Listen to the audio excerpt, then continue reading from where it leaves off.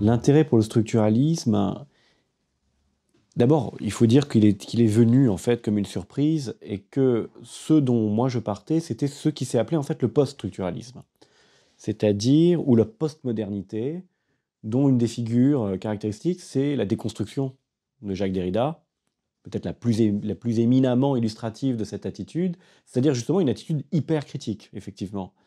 Et cette attitude hyper critique, c'est pas du tout qu'elle me déplaisait, hein, du tout, au contraire.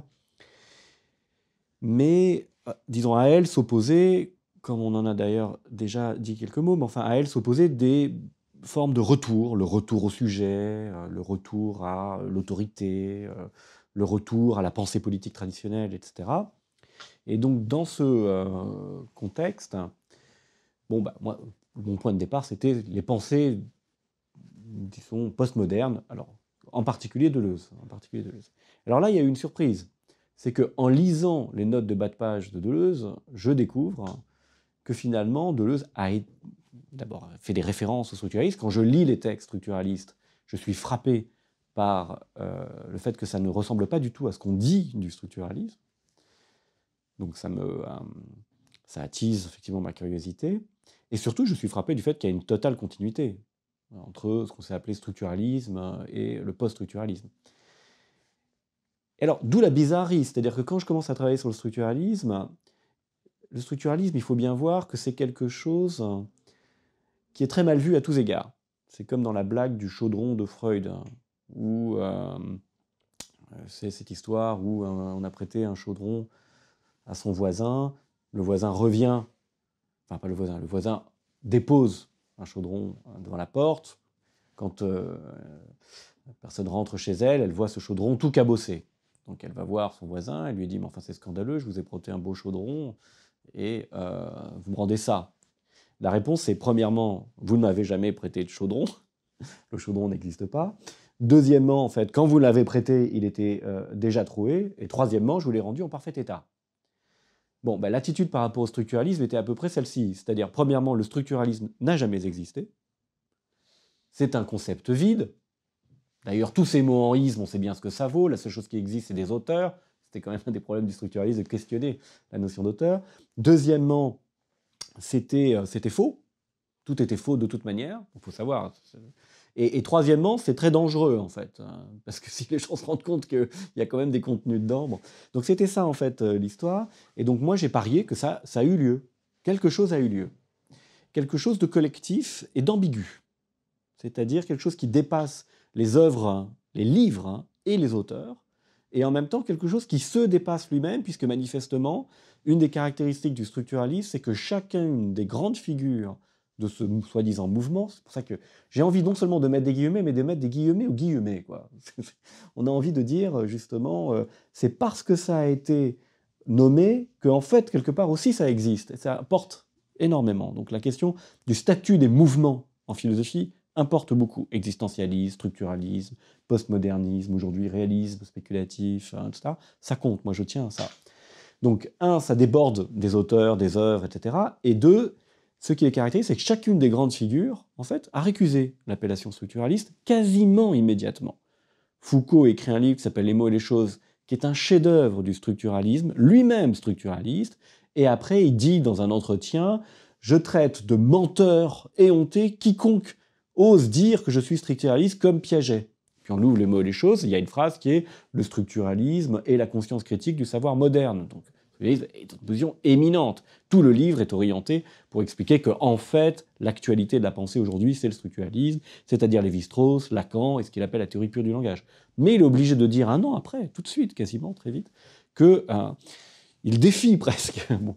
Et pareil, bien entendu, Deleuze a des mots ensuite d'une violence extrême contre le structuralisme, alors que Logique du sens et Différence et répétition, deux livres, l'un de 68, l'autre de 69, sont des livres structuralistes, de manière extrêmement revendiquée. Plus son article sur le structuralisme. Qui sont des développements de l'article qui s'appelle « Qu'appelle-t-on à quoi reconnaît-on le structuralisme ?» C'est-à-dire que toute l'œuvre, les mots et les choses, ça n'est rien d'autre que « À quoi reconnaît-on le structuralisme ?» Logique du sens et différence et répétition pourrait s'intituler « À quoi reconnaît-on le structuralisme ?» Bon. Évidemment, Derrida. Alors Derrida, c'est un petit peu plus compliqué, il faut bien reconnaître, parce que Derrida, au fond, a toujours été un phénoménologue. Au fond, il est husserlien. Et en même temps, c'est quelqu'un, pour le coup, qui s'empare du structuralisme à un moment donné. Mais enfin bon, il écrit quand même de la grammatologie, c'est sur Saussure et Lévi-Strauss. Bon, il faut dire que c'est des critiques, là, pour le coup. C'est clairement des critiques. C'est vrai que Deleuze et Foucault, c'est pas le cas, du tout. Bon, enfin, Lacan, bien entendu, Lacan est un exemple éminent, quoi. Donc voilà quelqu'un qui, effectivement, a été radicalement structuraliste, notamment du fait de sa relation avec Lévi-Strauss, hein, et qui, juste après, en fait, fait des quolibets, s'amuse, se moque, etc. Bon. Et Barthes? Et Barthes, typiquement, effectivement, pareil, hein, quand même, au fond, la figure qui a rendu le structuralisme populaire, qui en a fait un phénomène, en quelque sorte. Ensuite, évidemment, il n'a rien à voir avec ça. Vous ne dites pas, hein, ça n'a été qu'un moment, le moment de la science. Le moment de la science. Bon. Donc, on se retrouvait dans cette situation dans laquelle la chose n'avait pas eu lieu. En même temps, qu'est-ce qui avait eu lieu? Il y avait eu lieu quand même des rencontres, des passages, quelque chose de nomade qui circulait entre ces différents auteurs. En fait, ce que Deleuze avait appelé un air du temps. C'est un air du temps. Et c'était une bonne manière. Il faut nommer parfois les airs du temps. Structuraliste, c'est un air du temps, en fait. Hein. Donc, c'est pas une doctrine. En fait, c'est plutôt c'est une sorte de... C'est un ensemble de problèmes. Et donc, surtout, ce que j'ai découvert, ce que j'ai compris, c'est que, en fait, le structuralisme était le siècle de cette philosophie. C'est-à-dire ce dans quoi cette philosophie éblouissante que la France a produite à la fin des années, pendant les années 60, puis les années 70, bon, cette philosophie avait trouvé ses conditions d'effectuation dans en fait, ce qui s'est appelé le structuralisme, parce que ça le mettait en rapport avec notamment la question des savoirs, des sciences humaines, en fait, et aussi parce que ça permettait de définir des problèmes communs. Et donc on travaillait, on se répondait ensemble. Le seul exemple d'un auteur éminent du structuralisme qui n'a pas récusé l'appellation, c'est Lévi-Strauss, dans son aristocratisme fondamental.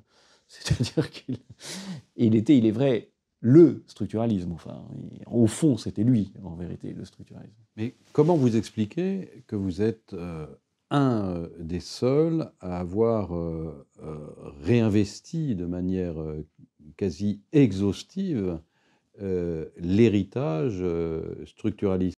Moi, je suis philosophe, vraiment. Enfin, on me demande souvent pourquoi est-ce que je n'ai pas franchi la barrière, c'est-à-dire pourquoi est-ce que je ne suis pas devenu linguiste, pourquoi est-ce que je ne suis pas devenu anthropologue, éventuellement même d'ailleurs psychanalyste. Parce qu'en fait, c'est pas ça qui m'intéresse. Ce qui m'intéresse, c'est ce que la traversée de ces expériences, en fait à la philosophie. Et aussi, il faut dire que ce qui m'intéresse, c'est de travailler aussi avec ma fascination. C'est-à-dire la splendeur de ces énoncés philosophiques, comme ceux de Deleuze ou de Foucault, ou à certains égards de Derrida, ou de Lyotard, et de quelques autres. Et de ma grande inquiétude, c'est en quoi... C'est que c'est une pédagogie du concept. Comment le concept peut être opérant? Comment est-ce qu'on peut... C'est pas de l'abstraction, le concept. Et en même temps, ça y ressemble, et ça peut le devenir assez facilement. C'est-à-dire, je vois souvent la discussion philosophique, quand on est jeune, et qu'on se bat entre, je sais pas moi, les penseurs de l'immanence et les penseurs de la transcendance. Est-ce qu'il faut éradiquer la transcendance? Et il y a un moment où on a le sentiment, en fait, c'est un petit peu comme quand De Gaulle se moquait des gens qui parlaient de l'Europe, quoi. L'immanence, l'immanence, l'immanence. L'Europe. Voilà, l'immanence, moi je les entends, l'immanence, l'immanence, l'immanence. Enfin, on a l'impression que quelque chose là, en fait, ne touche pas c'est pas l'essentiel, mais à ce qui fonctionne, au fonctionnel, à l'opératoire. Donc on peut dire ça, et puis l'inverse aussi, et ça ne change rien. Donc la grande question, c'est une question pragmatique qui en fait, et là la conversation compte, m'était adressée par mon ami Elie During, qui était très pragmatiste, qui quelque part l'est resté, mais c'était cette question en fait, qu'est-ce que ça change d'avoir telle métaphysique plutôt que telle autre? Et moi, j'étais convaincu intuitivement que la métaphysique change le monde, que la métaphysique est essentielle. Et eh bien, par exemple, la philosophie de la différence. Le grand concept, c'était la différence, la variation, tout bouge. C'était ça, en fait, un peu l'ambiance philosophique, je pense qu'on a hérité des années 70, c'est la critique de l'identité. On est contre toutes les identités, parce que l'identité, c'est la forme autoritaire de la pensée.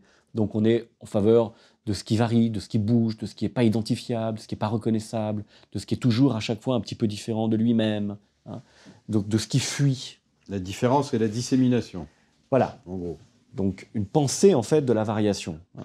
Et cette pensée de la variation qui attire, elle attire parce qu'elle elle met en rapport des formes très abstraites de pensée, hein, l'identité, la différence, avec on a l'impression avec des enjeux très concrets, des enjeux sur l'identité par exemple de genre, l'identité de classe, l'identité de race, hein, des questions comme ça, des enjeux aussi sur la question biographique, qu'est-ce que c'est que devenir soi-même. Donc, et entre les deux, en fait, il y a des effets d'écho. Je trouve que Lacan est un de ceux qui pratiquent ça de manière, ou Badiou d'ailleurs, à certains égards, de manière les plus évidentes et parfois les plus discutables. C'est-à-dire qu'on crée un écho entre le discours théorique et ce que les concepts touchent dans la vie. Voilà, que ce soit la vie personnelle, la vie politique, ou éventuellement même la vie théorique. Eh bien, moi j'ai eu le sentiment que ce mot de différence, toute cette question de la différence, cette critique de l'identité, en fait, elle avait un terrain opératoire, j'ai envie de dire presque sérieux, enfin justement, j'ai pas envie de dire sérieux. C'était la langue. C'était en fait c'était les savoirs des sciences humaines. C'était C'était la linguistique, l'anthropologie, effectivement la psychanalyse, la littérature, que là, choisir la différence par rapport à l'identité, ça faisait une différence sur les manières de faire. C'est-à-dire que c'est des méthodes. Il y a des méthodes ici. Donc on veut des méthodes. Et là, en l'occurrence, moi j'ai trouvé dans les sciences humaines des méthodes qui faisaient écho aux grands concepts philosophiques.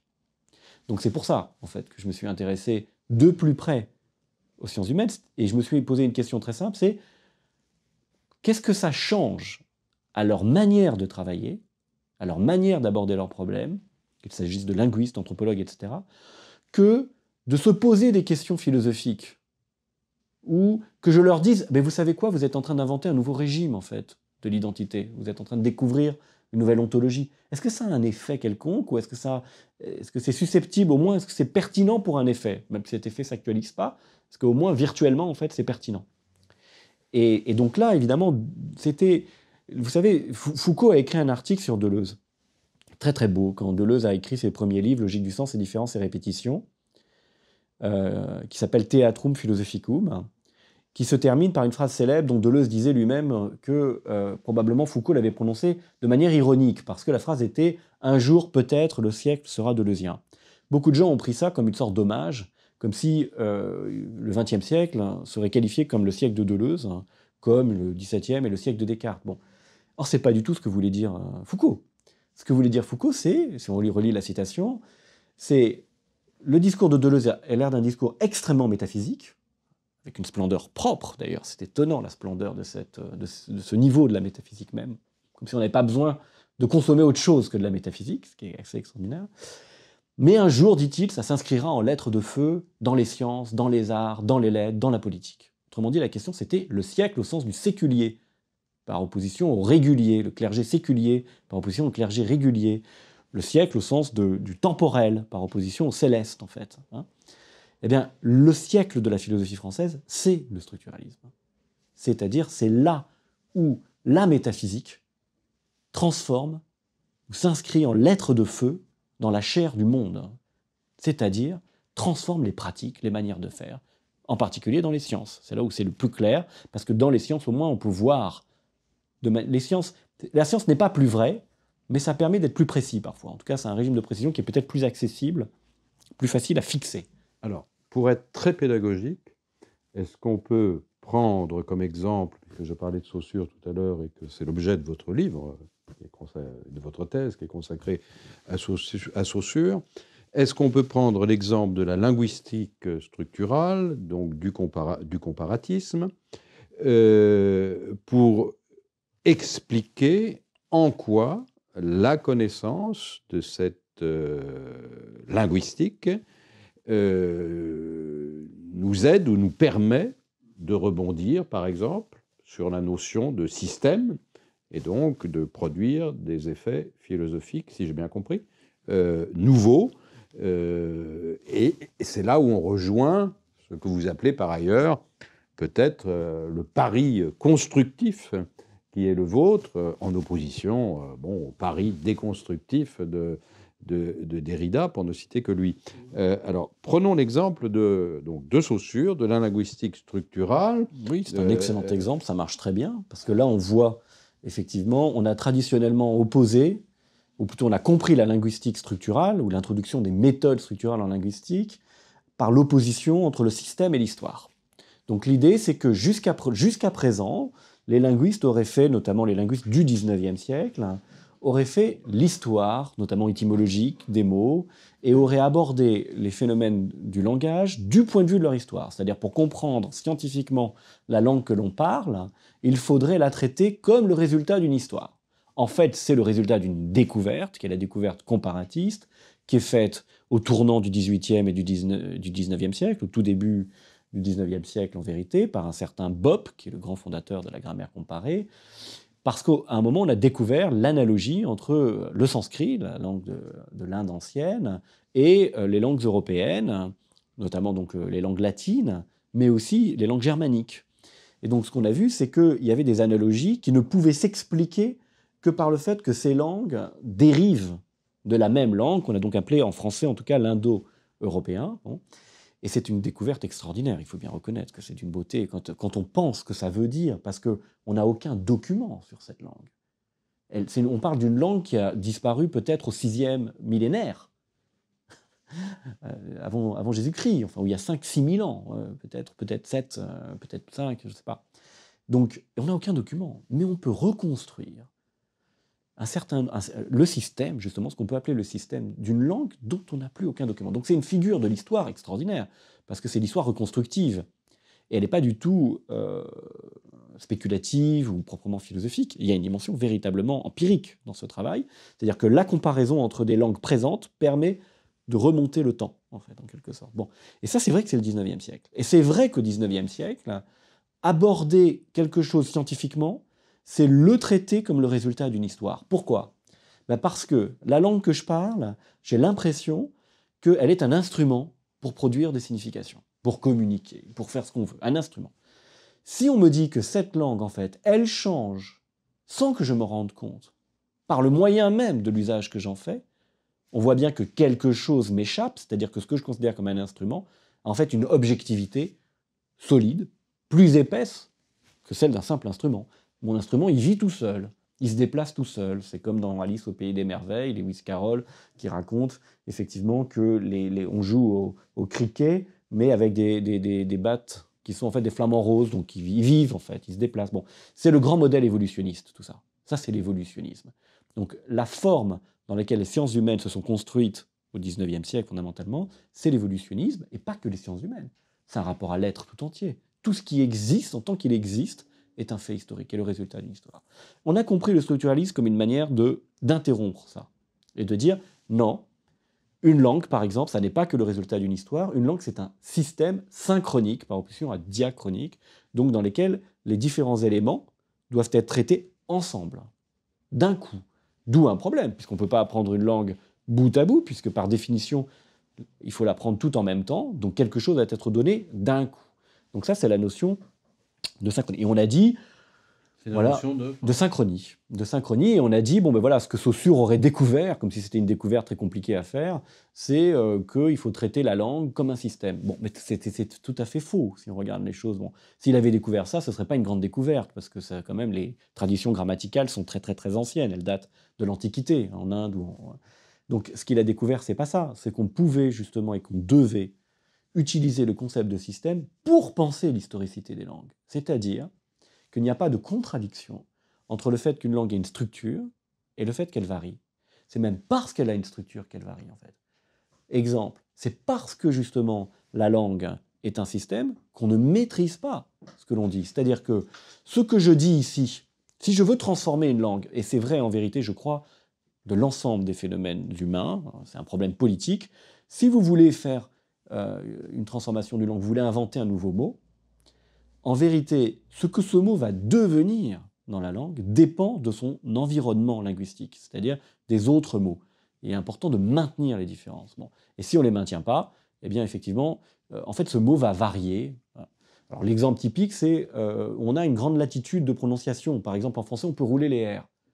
Si on avait des mots qui étaient distinguées par le fait qu'on roule les R, on ne pourrait pas les rouler. Hein. En revanche, il est tout à fait possible qu'à un certain moment, le roulement des R prenne une fonction significative. Donc, par exemple, et le phénomène inverse, hein, par exemple en anglais, l'anglais est le résultat de deux langues qui se sont fondues ensemble, le français hein, et des langues germaniques qui étaient parlées par les anciens conquérants. Bon. Deux langues, comme il y a deux langues, deux mots à chaque fois pour dire la même chose, eh ben en fait, ces mots finissent par désigner des choses différentes. Mutton, ça veut dire le petit mouton dans l'assiette. Sheep, c'est le mouton dans le pré. Parce qu'il y avait deux signes, donc il faut deux significations. Donc le destin des signes est dépendant justement de leur environnement. Deux signes. Hein. Donc il n'y a pas d'opposition entre système et histoire. Donc là, on voit bien l'erreur typique hein, qui a caractérisé la réception du structuralisme. On a dit, c'est une théorie de l'invariant, des invariants, les structures universelles de l'esprit humain, les systèmes. Le système, ça a l'air bien autoritaire, le système. Hein, ça, on sent que c'est un truc qui est au-dessus, quoi, puis qui enferme tout, etc. Pas du tout. Le système était une manière de comprendre que les choses échappent, que le signe est incontrôlable, C'était littéralement dans Saussure. Hein. Et plus encore, c'est d'ailleurs ça qui fascinait Saussure, c'est que pour la première fois, on avait une manière de penser la pensée, puisque finalement les langues, ce sont en fait des pensées, on avait les manières de penser la pensée dans lesquelles le temps était une dimension interne. C'est-à-dire qu'on ne peut pas penser sans que ce qu'on pense en fait soit livré à la corruption du temps, pas parce que le temps vient de l'extérieur, comme si c'était une table de boucher sur laquelle on a beaucoup frappé et que ça s'incline. Non, le temps est propre au mode de détermination, au mode de constitution et d'existence des signes, c'est-à-dire au fait qu'ils n'existent que relativement les uns aux autres. Alors, ce n'est pas n'importe quelle manière d'exister relativement les uns aux autres qui permet que quelque chose soit nécessairement livré à l'histoire. Mais c'est ça qu'il faut découvrir, c'est justement quelle est la forme générale de ces choses qui, par nature, vont devoir varier. Donc plus d'opposition entre structuralisme et post-structuralisme, pas l'appel de dire la différence contre la structure. La structure, c'est la différence. En tout cas, c'est la variation. Voilà donc un exemple de cette relecture du structuralisme dans laquelle on a la surprise de voir deux choses. Un, que la réception du structuralisme était fausse, hein, et que l'opposition au structuralisme est une opposition vaniteuse et ignorante. Et deux, que cette redécouverte, disons, du structuralisme permet de redéfinir les bons enjeux, en quelque sorte, de la pensée contemporaine. C'est pas la peine de se battre contre des choses qui n'existent pas. Donc c'est ce qui s'est passé, en fait. Ce qui s'est passé, c'est que le post-structuralisme a été reçu, entre guillemets, parce que je crois que les auteurs eux-mêmes ne faisaient pas ça. Derrida, Deleuze, etc. ne faisaient pas ça. Quand Derrida, ça se discute. En tout cas, Deleuze ne le faisait certainement pas, Foucault non plus, Lacan non plus, Barthes non plus. C'était des gens qui savaient très bien que le structuralisme avait été une théorie de la variation. Ils le savaient très bien. Mais ils voulaient aller au-delà. Donc la réception du structuralisme, du post-structuralisme comme étant en opposition au structuralisme, est une régression, tout simplement. On ne comprend pas les enjeux. Cette relance des relations de la philosophie au savoir positif concerne à la fois la linguistique, vous venez d'en parler, l'anthropologie, en un certain sens la psychanalyse. Incontestablement la psychanalyse, c'est central. Et alors, je voudrais qu'on décline un petit peu ces trois champs pour essayer de comprendre, disons, comment de ces trois champs ont pu sortir des... Oh, il y en a plus. Il y a la linguistique, l'anthropologie, la psychanalyse, je dirais la littérature ou la question des humanités en général, l'histoire aussi, hein, quand même, d'un certain égard, très important dans l'histoire du structuralisme. Et là, ce qu'il faut effectivement, la question qu'il faut se poser, c'est qu'est-ce qui s'est passé? Parce que le grand problème sur le structuralisme, je dis, qu'est-ce qui s'est passé pour vous aussi? Qu'est-ce qui s'est passé? Parce qu'il s'est passé quelque chose. Moi, ce qui s'est passé pour moi, c'est ça. Je me rends compte que la compréhension des grandes philosophies dont j'hérite, qui sont là quand je commence à lire c'est-à-dire les œuvres de Deleuze, les œuvres de Derrida, les œuvres de Foucault, etc. Donc ces œuvres, en fait, sont incompréhensibles si on ne les remet pas dans le contexte du choc qu'a constitué l'introduction des méthodes structurales dans les sciences humaines, qui a été un choc philosophique, mais même spirituel, au point que des gens, comme Foucault, par exemple, dans Les Mauvaises Choses, ont pu penser qu'on entrait dans une nouvelle civilisation, que c'était le signe de l'entrée dans une nouvelle civilisation. Notamment, c'était quand même très fort, c'est la fin de l'histoire.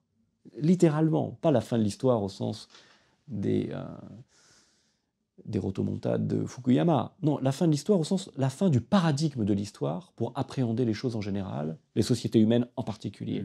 La fin de la dialectique.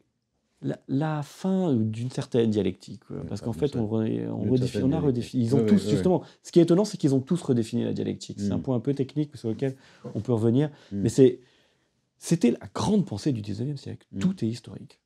Donc c'est vrai que là, il y a quand même quelque chose qui...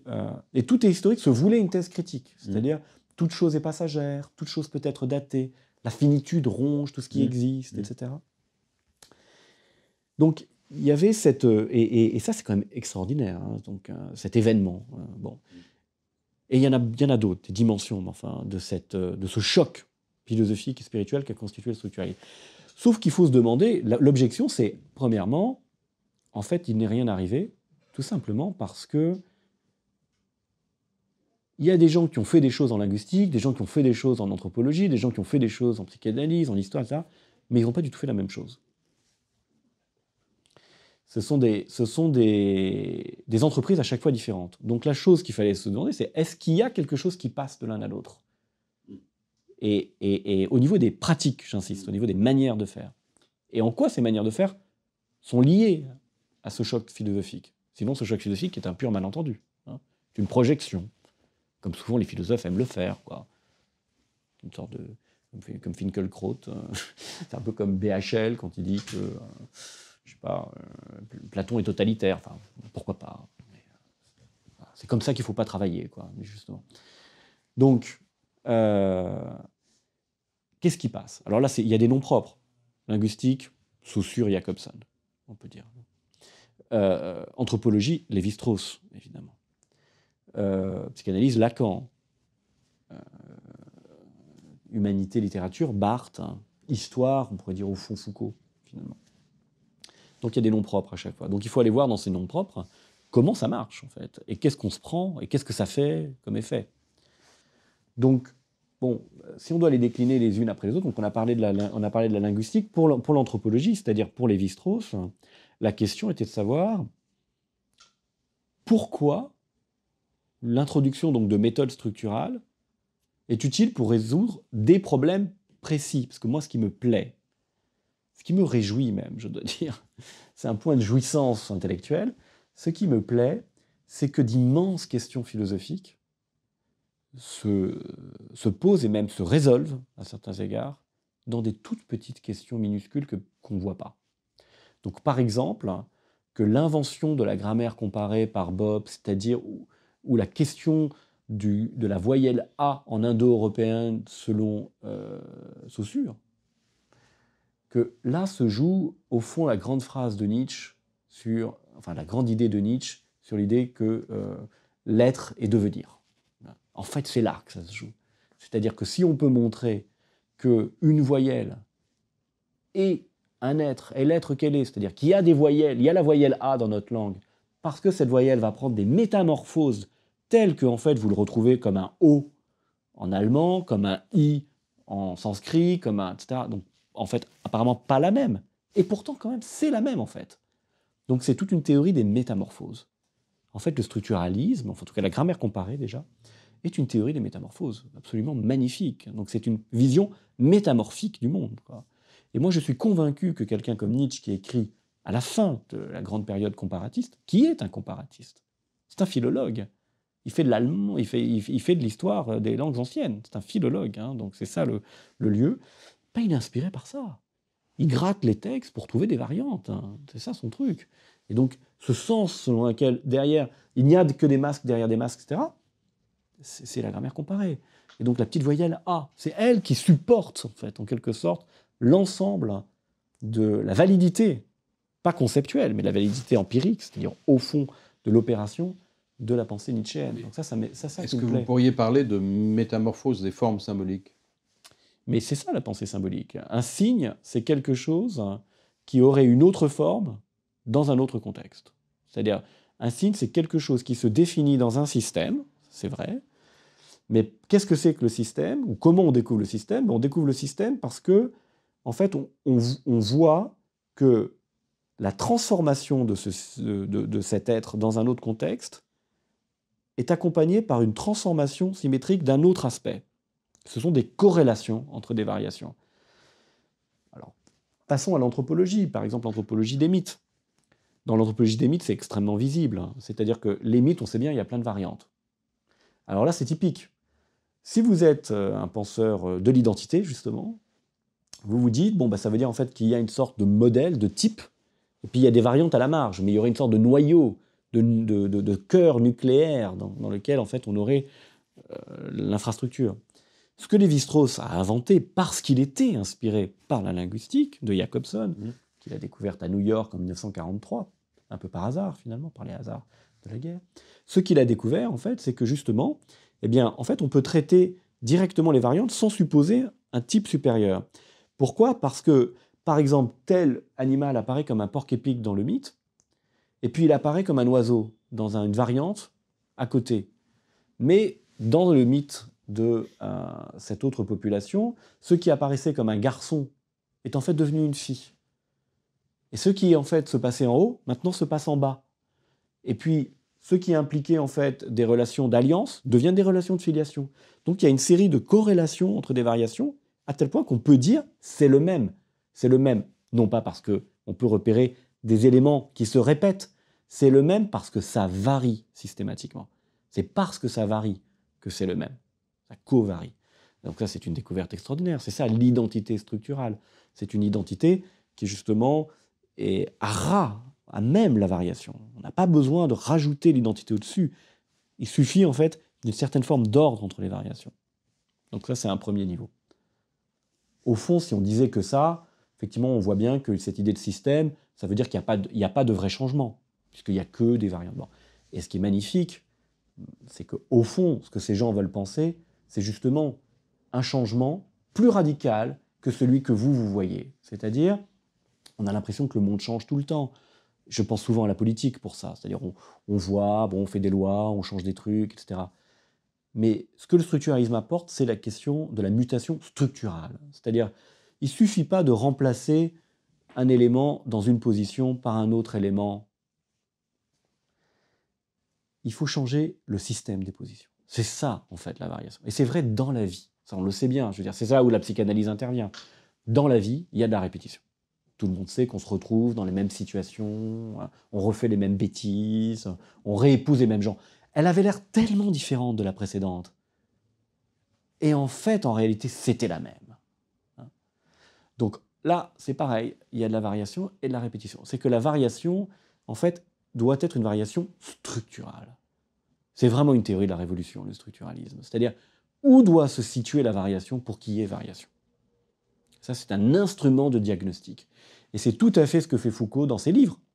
Ce que Foucault veut repérer, c'est qu'on vous dit, par exemple, « Ah, Marx, ça a tout changé par rapport à la théorie économique classique. » Alors, donnez-moi un exemple de variation structurale, un autre exemple de variation structurale, et essayez de m'expliquer en quoi cette variation structurale nous met sur la voie d'une certaine métaphysique.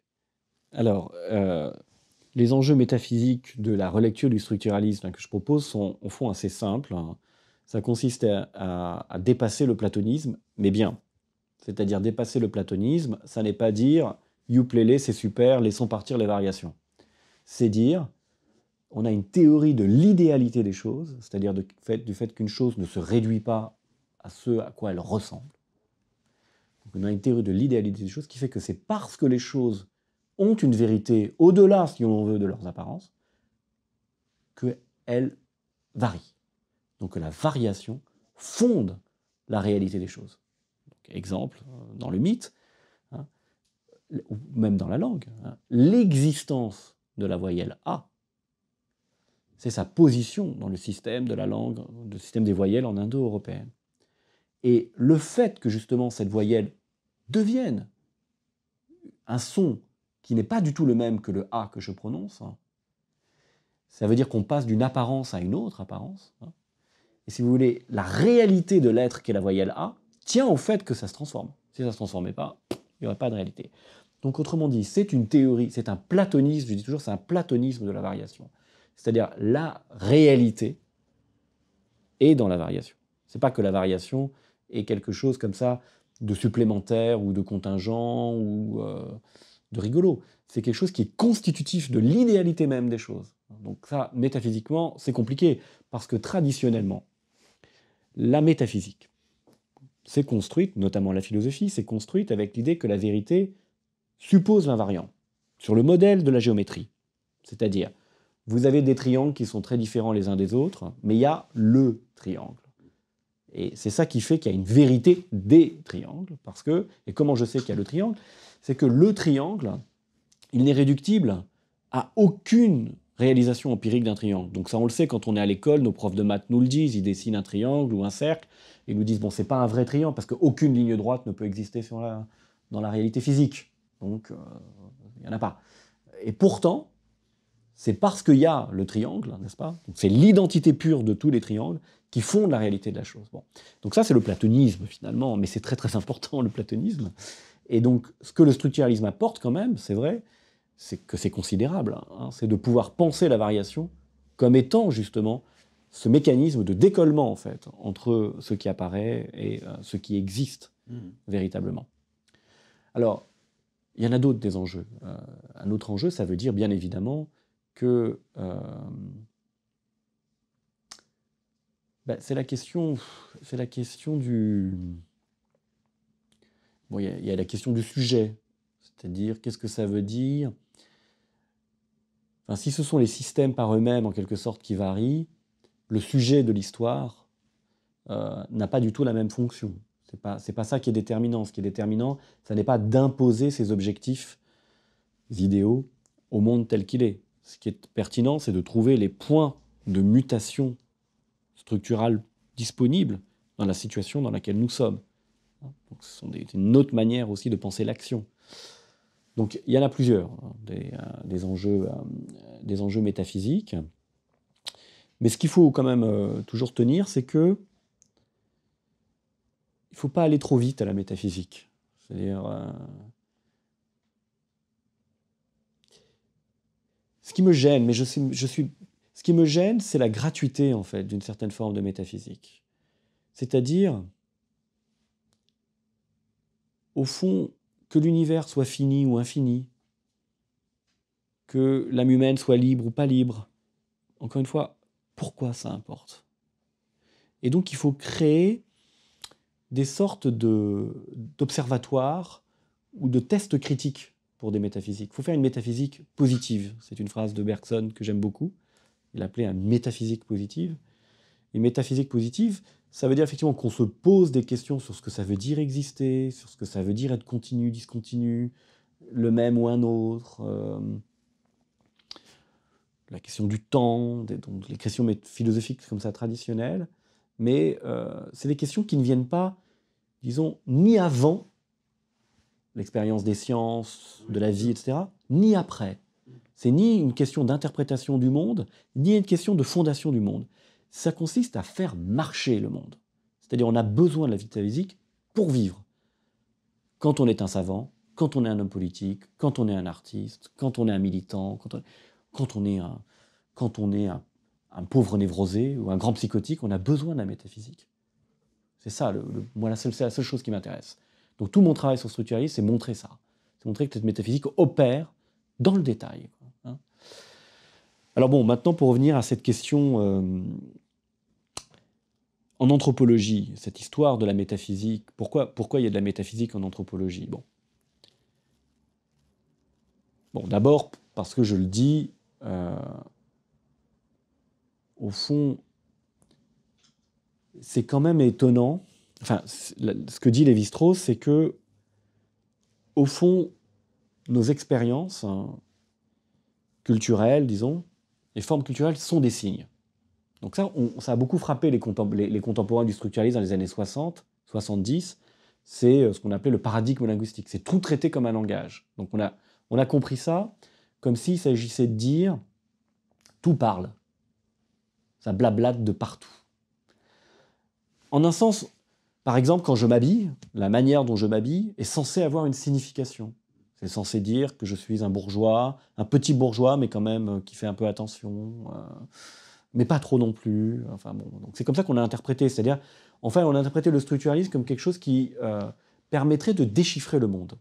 Et dans les années 60 et 70, contrairement à aujourd'hui, on avait une grande passion du déchiffrement.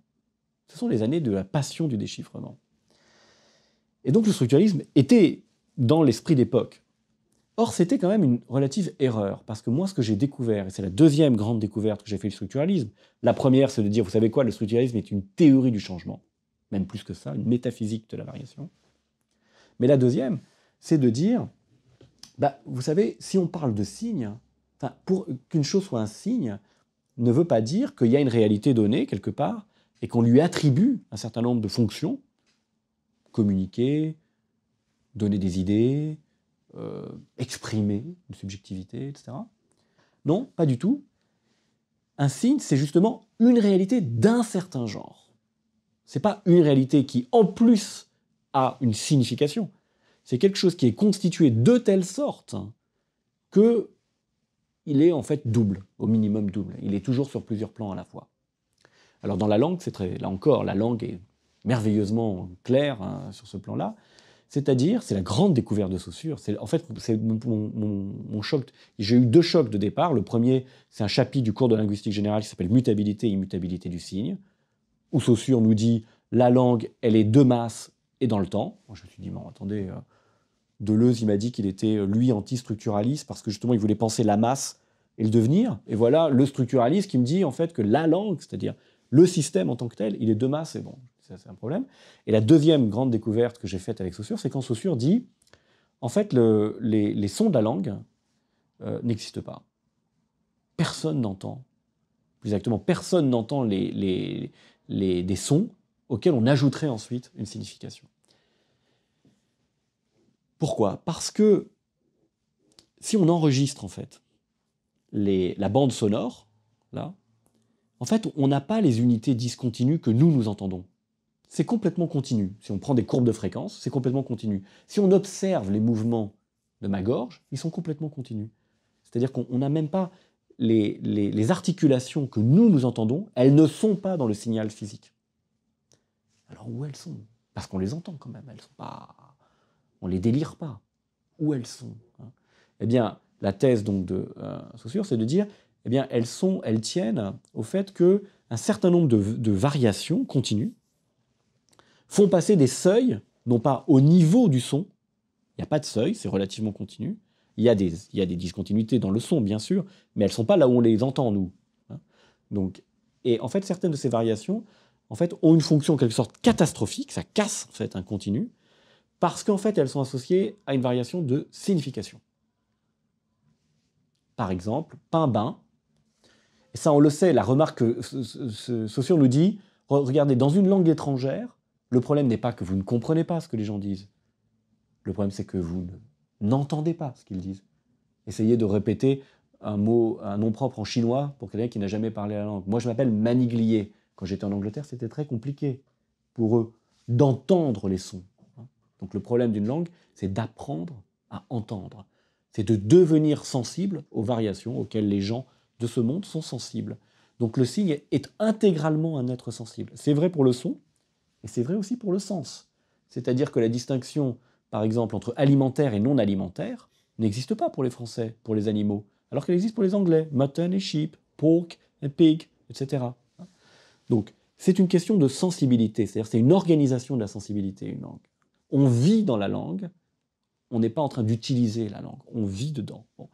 Donc ça, la grande découverte de Saussure, c'est de dire le signe est un percept complexe, qui se définit déjà sur deux plans, qu'il appelle signifiant-signifié, qui ne sont pas séparés, ils ne sont pas séparables, puisque les uns sont faits de la variation des autres. Ça veut dire, puisqu'ils sont purement différentiels, Ça veut dire qu'ils sont définis relativement les uns aux autres. Il faut qu'il y en ait plusieurs à la fois. Hein. Et en plus, ça entraîne une variation continue. Alors, est-ce que c'est ça le point de jonction entre savoir positif et métaphysique? Est-ce que c'est ça voilà, ce que vous venez de dire, est-ce que c'est une manière d'énoncer de façon très argumentée la métaphysique de Saussure? Déjà, ça change énormément de choses à la métaphysique, parce que si vous vous demandez quel est le problème du sens de la vie, je vous dis c'est un faux problème. C'est pas un faux problème parce qu'il n'y en a pas. C'est un faux problème parce que la question n'est pas celle du sens de la vie, mais quels sont les signes pertinents. C'est ça la grande difficulté. Trouve tes signes. C'est pas trouve ton sens, c'est trouve tes signes. C'est-à-dire, qu'est-ce qui vaut unité pour toi? Fondamentalement, la question. Et ce sur quoi on se trompe, ce pour quoi on a besoin des sciences humaines, c'est qu'on ne connaît pas les unités pertinentes. C'est pas qu'on ne comprend pas notre vie, c'est qu'on ne sait pas comment elle s'articule. Comme dit Saussure, la linguistique aura accompli toute sa tâche quand elle aura découvert les unités du langage. Et pour tout le reste, c'est pareil. Donc, par exemple, pour l'anthropologie, si donc je disais « je m'habille d'une certaine manière », ça a un sens. C'est pas la question. La question, c'est qu'est-ce qui fait unité dans la manière dont je m'habille? Comment ça s'articule? Lévi-Strauss nous dit on va pouvoir traiter les phénomènes de parenté comme des signes. Tout le monde comprend, on va déchiffrer. Pas du tout.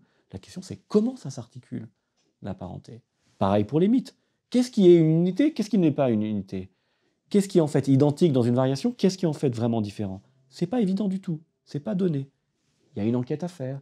Il y a une place pour le savoir. Ça, c'est, je crois, un souci qui m'anime depuis toujours. C'est rappeler à mes contemporains qu'il y a une place pour le savoir, que le savoir, ça n'est pas quelque chose d'ailleurs de violent et d'autoritaire, c'est quelque chose de totalement émancipateur.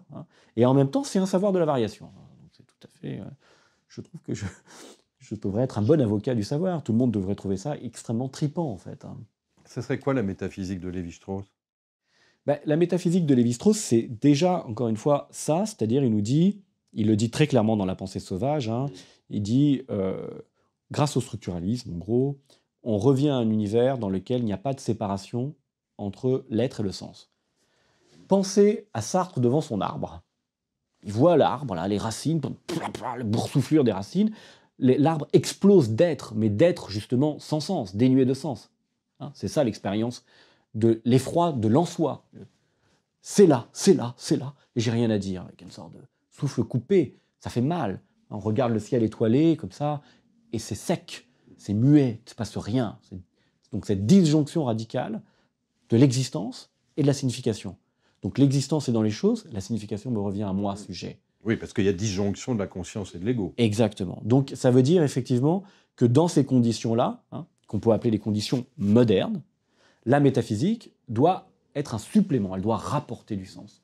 Ce que nous dit magnifiquement Lévi-Strauss dans La pensée sauvage, il dit, on revient au fond à un monde qui est celui des sociétés primitives, comme d'ailleurs il ne négligeait pas de dire s'il en avait envie, dans lequel l'être et le sens ne se distinguent pas. Donc en gros, c'est contre le désenchantement du monde. On n'a pas besoin d'enchanter le monde est directement enchanté. Si on le sent désenchanté, c'est à cause d'une certaine forme d'organisation des significations. Donc la première grande thèse métaphysique, c'est que être et signifier, c'est pareil. Vous vous rendez compte ce que ça veut dire dans le contexte moderne? De dire, en fait, le sens ne s'ajoute pas, le sens n'est pas humain. Le sens n'est pas subjectif. Le sens, il est dans les choses. Mais le monde est enchanté à condition de ne pas trop le détruire. Mais ça, c'est un autre problème, parce que même quand on le détruit, ça a un sens. On ne fait rien sans sens. Parce que la nature de ces êtres, nous ne pourrions pas avoir accès au symbolique, quel qu'il soit, d'une certaine manière, si ce n'était pas sur le mode de la perception directe des signes. Encore une fois, je perçois les signes. Pour illustrer ça, j'ai envie de raconter une histoire, parce que c'est l'histoire de la Bible, ça sert toujours la Bible en fait, mais c'est l'histoire de Nabuchodonosor. Je ne vous ai pas déjà raconté l'histoire de Nabuchodonosor. Non. Donc c'est dans le livre de Daniel, c'est le rêve de Nabuchodonosor. Donc Nabuchodonosor a fait un rêve qui l'a beaucoup troublé. Donc il convoque en fait les mages et les Chaldéens notamment du roi de Babylone, et il leur dit voilà, j'ai fait un rêve qui m'a beaucoup troublé. Les Chaldéens disent mais ô grand roi, dis-nous ton rêve et nous te donnerons la signification de ce rêve. Et il dit j'y tiens absolument parce que si vous ne le faites pas, je vous tue tous. Mais évidemment, mais dis-nous ton rêve, nous sommes là pour ça, ça. Il dit oui, le problème c'est que je ne me souviens pas du rêve. Ah, je dis, mais non, nous ne pouvons rien faire, ô grand roi. Demain, vous revenez avec mon rêve et son interprétation, où je vous tue tous. Parmi les mages se trouvait Daniel. Daniel, bon, désespéré, hein, alors que les autres cherchent à savoir quelle est la technique, lui, Daniel, prie. Et alors, Dieu lui envoie le rêve et son interprétation à la fois. Bon, ben nous, on est des Daniel de tous les jours.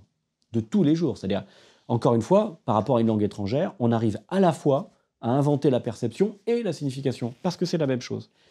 Tout est affaire de perception dans cette dimension qu'est le signe, c'est la perception. C'est la question d'un certain type de perception. Donc, on est plein de petits signes partout. Les signes sont des êtres transindividuels, comme la voyelle A en indo-européen, elle n'est pas en moi, elle n'est pas dans ma bouche, elle traverse, elle est nomade. Elle n'a pas besoin d'une certaine manière. Elle a besoin de moi, elle a besoin qu'il y ait des gens qui parlent, bien entendu. Mais elle existe, elle n'est pas réductible à ce que je dis.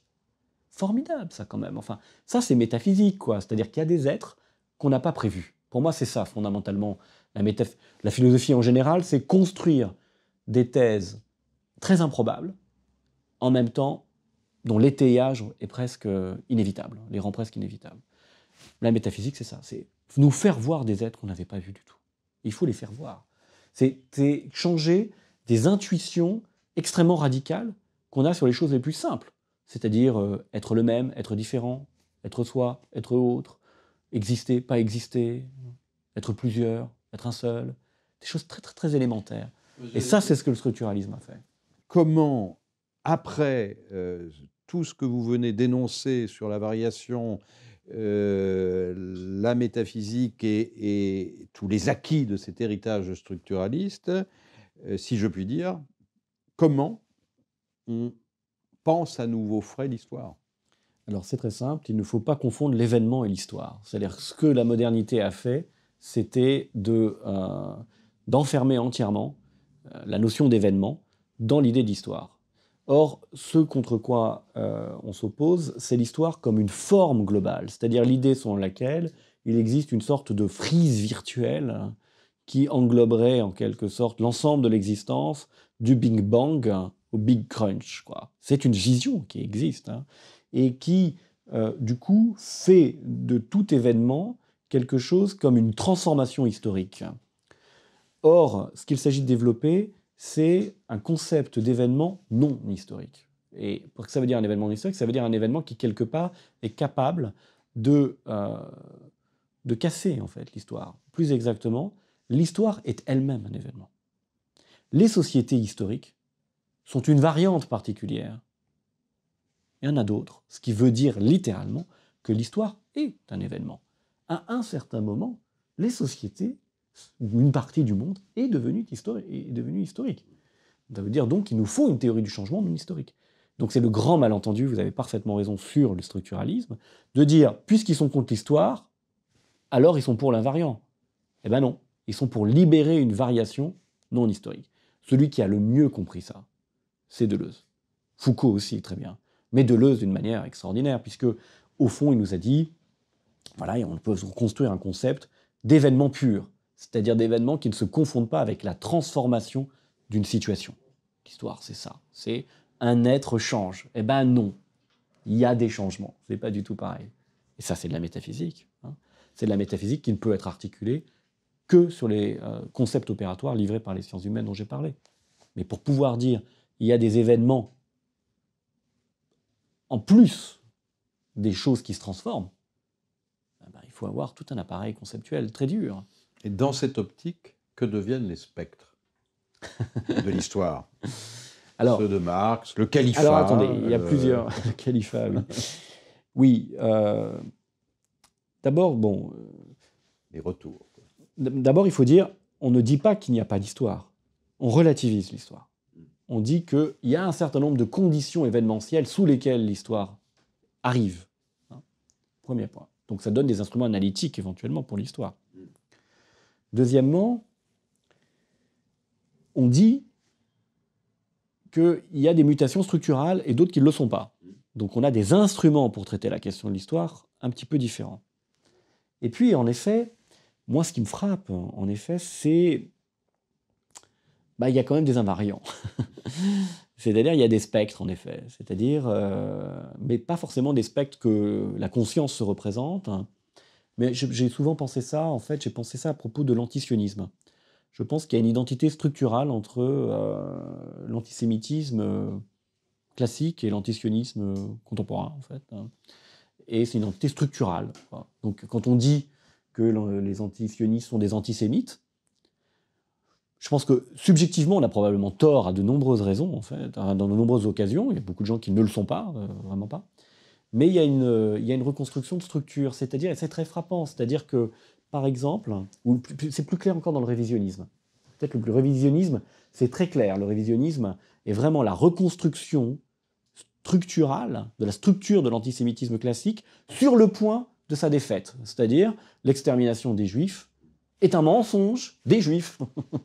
Donc on voit bien comment, voilà. Et ça fonctionne comme ça. Déjà, il y a ces fantômes-là. C'est-à-dire qu'on voit bien que l'histoire fonctionne avec ces fantômes. On retrouve en permanence, vous voyez, quand il y a une structure, elle agit. Elle agit. Elle agit dans la vie biographique des individus. C'est ça la psychanalyse lacanienne. Il y a aussi des choses qui agissent, c'est-à-dire qui prennent des masques différents. Ils vont s'emparer d'objets. C'est le bricolage, comme dirait Lévi-Strauss. Donc l'important, c'est que la fonction soit remplie et on va s'arranger un peu avec la situation. Donc par exemple, si Germaine, elle n'est pas tout à fait la figure de maman dominante que je voulais, c'est pas grave, je vais trouver des éléments chez Germaine qui vont faire la figure de maman dominante dont j'ai besoin. Enfin, je ne sais pas. Hein, il y a des... Quand une structure, elle agit, est-ce qu'on pourrait dire, quand il y a des invariants, ils agissent?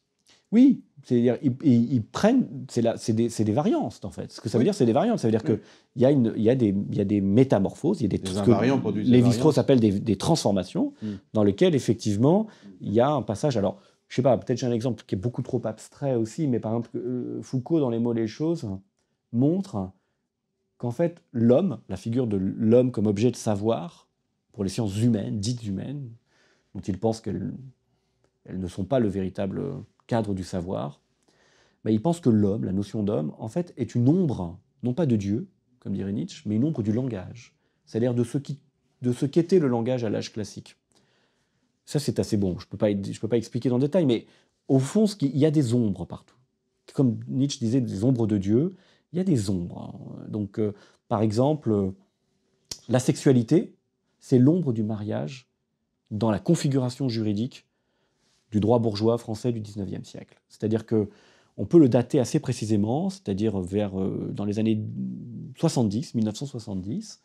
Le droit s'est reconfiguré. Au fond, le truc s'est vraiment fixé autour de la loi sur le viol. On a introduit la notion de sexe en droit français, qui n'existait pas, qui n'apparaissait pas. Et on l'a introduite, et Marcella Yacoub montre assez bien qu'au fond, on l'a introduite pour remplir les fonctions qu'on n'accordait plus au mariage, parce que le mariage avait été jusque-là le cadre déterminant, notamment de la filiation, c'est-à-dire de pas n'importe quoi, c'est-à-dire du caractère licite ou illicite d'une vie humaine, hein. Et il y a un moment où on décide que le mariage ne peut plus séparer les vies licites et les vies illicites, égalité des enfants naturels et des enfants légitimes, mais quelque chose en fait va venir requalifier, reprendre la position que le mariage occupait. Et ben c'est ça le structuralisme. C'est qu'on trouve les ombres, en fait. Nous sommes des chasseurs d'ombres.